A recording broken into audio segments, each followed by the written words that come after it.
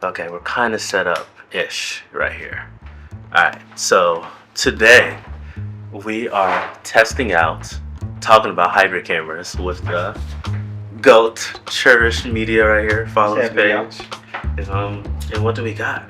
So we're rocking around with the Sony A7 IV. I sold mine, so it feels nice to have it back in my hand. And I get to rock around with the 2.8 24-70 G Master Mark II. I have never gotten my hands on something this pretty. So I'm using much lighter than version 1. It is. It's not. I know it's lighter. I know it's sharper. I know that in a normal world, this glass is quality.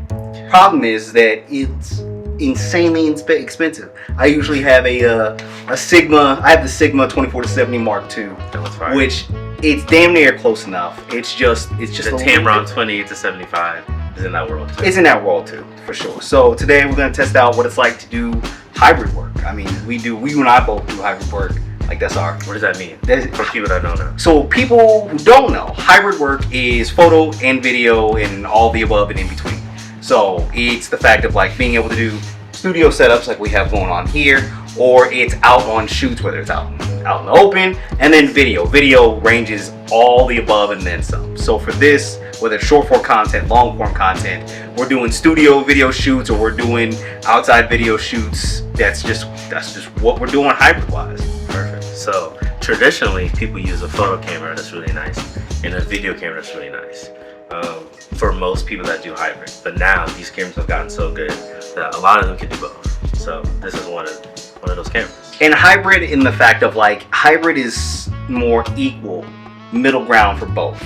It doesn't do one exceptionally well versus the other. Where example being, there's the A7 IV. That is a photo first camera, right? So it's like a 60. I think it's like a 64 megapixel camera. Yes, something 61. like 61, 64, something like that. But it's photo first, video second. Where then you've got the FX3, where that's video first, photo second. So yes, they can both do the same elements, but it's having that hybrid that is a good mix and balance of the two. So like the Sony A7 IV, this is the perfect balance. It's great for video, great for photo. It is that quality professional camera that you just, like this was my workhorse. You'll see I've shot from events to ride-alongs with the police officers to, social content, everything and then some with my A7 IV. So that is a perfect combination of the two. And the tricky thing that most people don't know is for photos, photos are kind of easier in the sense of you can get a good photo of a lot of different cameras.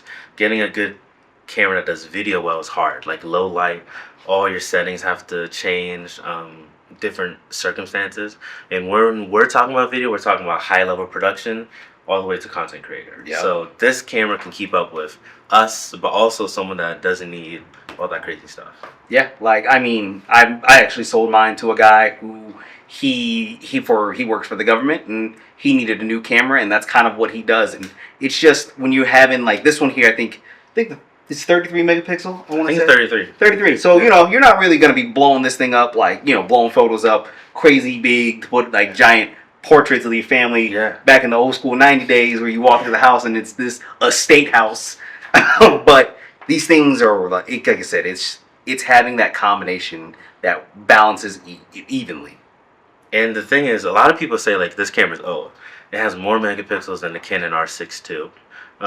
It's comparable to the Z6.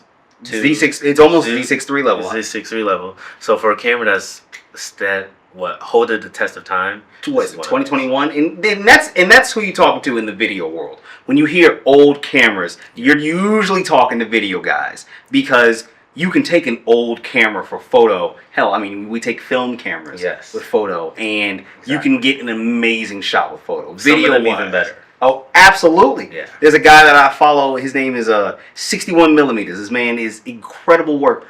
All film or majority film. I'm like, it's insanity. Yes. So you can get away with a lot when it comes to photos, but videos where you start hearing all the tech boys come out and it's all the bells and whistles and how good's the auto tracking and what is this 60 frames, how much punching do I have, this is where it starts getting real nerdy. So the A7 IV, and what was it? We're shooting on what? We're shooting on the Canon R5C.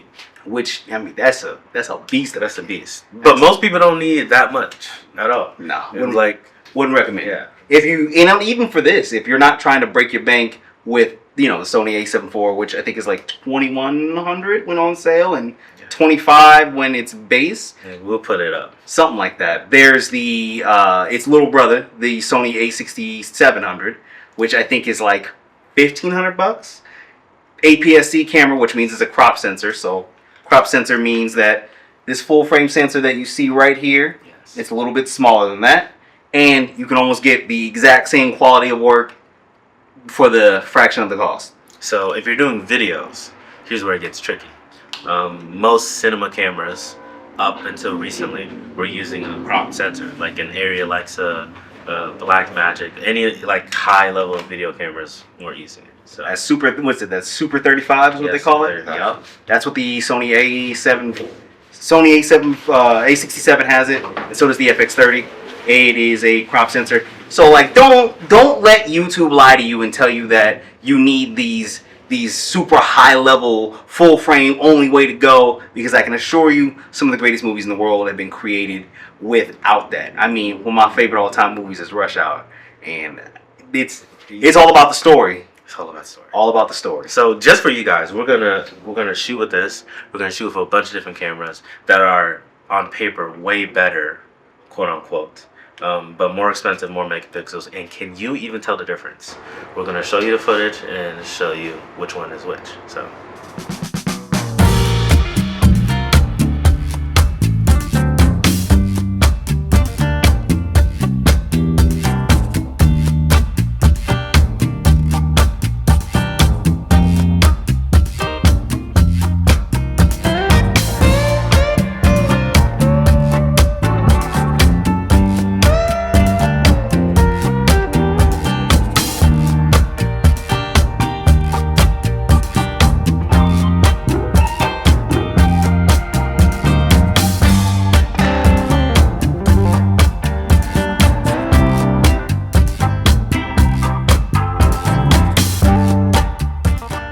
So final thoughts. Using the A7 IV is a great camera, great hybrid.